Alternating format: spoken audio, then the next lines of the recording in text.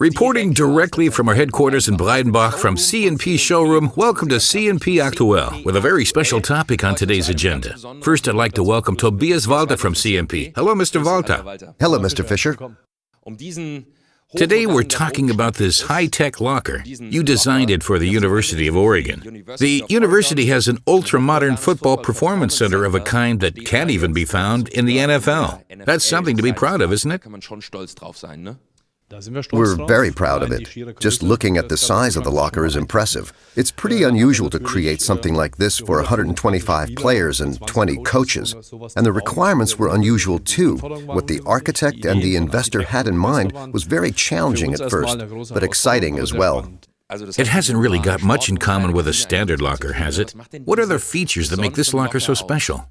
Well, I guess that starts with the size. It's nearly 8 feet. And then comes the facing material, Corian, and the fantastic image that's printed on it. 2,000 holes for ventilation in the front panel, and more in the housing. There's a magic shelf that allows players to charge smartphones wirelessly. There's a security compartment, LED illumination, and, of course, there's also a touchscreen for entering a PIN that allows the owner to open the locker.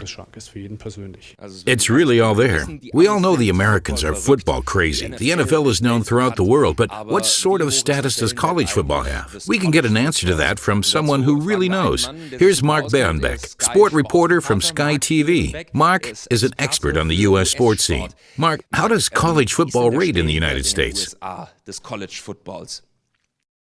You have to look at it this way. Here in Germany, we have the second and third leagues in football. That's where the talent is recruited that one day makes it to the Bundesliga. There's no equivalent to that in the USA. You just have either the college league or the farm teams. That's where you find the players who will become famous later on. Generally, they're quite young, say 18, 19, or 20, and they still go to college. But what's special about this league is how enthusiastic everyone is. The games are usually sold out and the fans are really passionate about the game. That's what makes this league so special. And if you go to a stadium over there, you can get the feel of it. The sports scene in the United States is often criticized that the atmosphere is not very good, and that is true in some professional leagues, but not in the colleges and in the farm teams. Recommendable. And now there's no way that the lockers can be blamed for anything because they are perfectly equipped. What can you tell us about the Oregon Ducks? That's a team with a great tradition. College football has been played in Oregon since 1893, so it has a long history and has been very successful. They've won 8 conference titles. That's something like a championship over there in the USA, so it's a team with a great deal of tradition, but also one that engages the support of the whole region. The stadium has been sold out every time for over 10 years. I can definitely recommend it. If you happen to be there, go and see a match. It's really worth it. Many thanks to Mark Breidenbach, Sky's expert for U.S. sports. Now back to Tobias Walter. I think it would be interesting to find out how the contact came about. The contact was set up by our representative in the U.S. He established contact with the university and then invited the team and also their sponsor to the Los Angeles Trade Fair.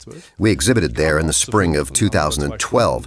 5 of them came and we talked about the project and the details for over 2 hours. Then we drew up our tender and about 6 weeks later, we met in Milan to conduct negotiations on the project.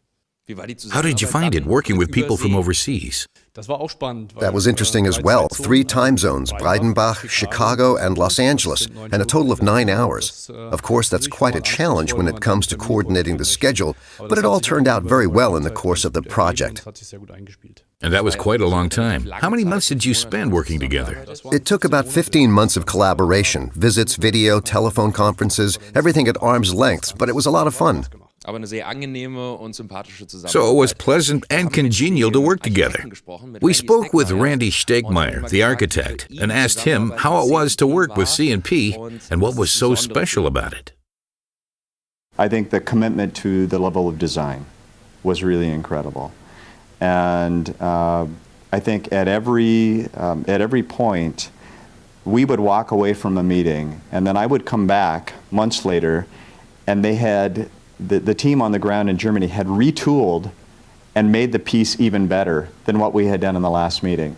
So to me it was, we would walk away from a meeting and they would be continually in their R&D department redesigning, rethinking, one step ahead of us, trying to figure out how to create a better product for us, which to me is just absolutely incredible. Also with the commitment to design, I would say equally as important is the relationship. And that for me was really what was wonderful about working with CP, is just their ability to spend time together and to really understand what we were trying to do, and to get to know the player, to get to know the team, to get to know Oregon and their client, so that really we were able to weave both the relationship and the design together and create a really seamless and beautiful product. Our expectations really were they surpassed on all levels. It must be very gratifying to hear such a renowned architect saying something like that, isn't it? It certainly is. And the project has already gained its first award. Yes, the Best of Interior Design Award for 2013 in the Education category. I imagine that was also a very enjoyable experience, wasn't it? It was. We were invited to the opening ceremony. There, the visitors, and especially the players, made the greatest impression on us. How they reacted to the interior design, to the details, to all the solutions that we thought about and worked together on for 15 months. That was really great. Good experience. Now it's time to hear some more news items from CNP. Here's the news. Hello, and welcome to this CNP newscast. I'm Stefanie Samuels, and thanks for watching. Here are our news bulletins. CNP's pricing revolution has been a great success. The new catalog was already out before the end of last year, with the new sales prices that are even better tuned to the market situation. Since then, both the trade as well as end customers have reacted positively. Trade customers find the simpler conditions package improves their sales opportunities even more, and the end customers like the pricing improvements. That certainly explains why the demand for catalogs has significantly risen. It was a Herculean task for CNP to implement its first pricing reform for more than 20 years, and it took the whole of the second half of 2013.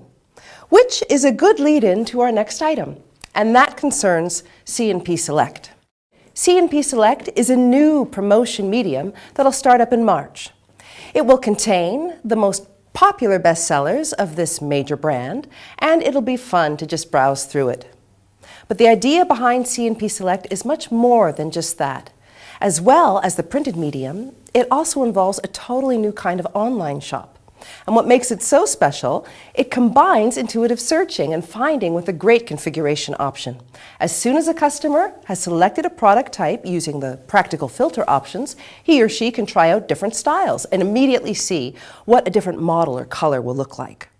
The shop will go online shortly. It combines the advantages of regional support provided by qualified Select online specialist dealers with direct manufacturer support via phone or live chat. And now, let's take a look at what's happening in the East.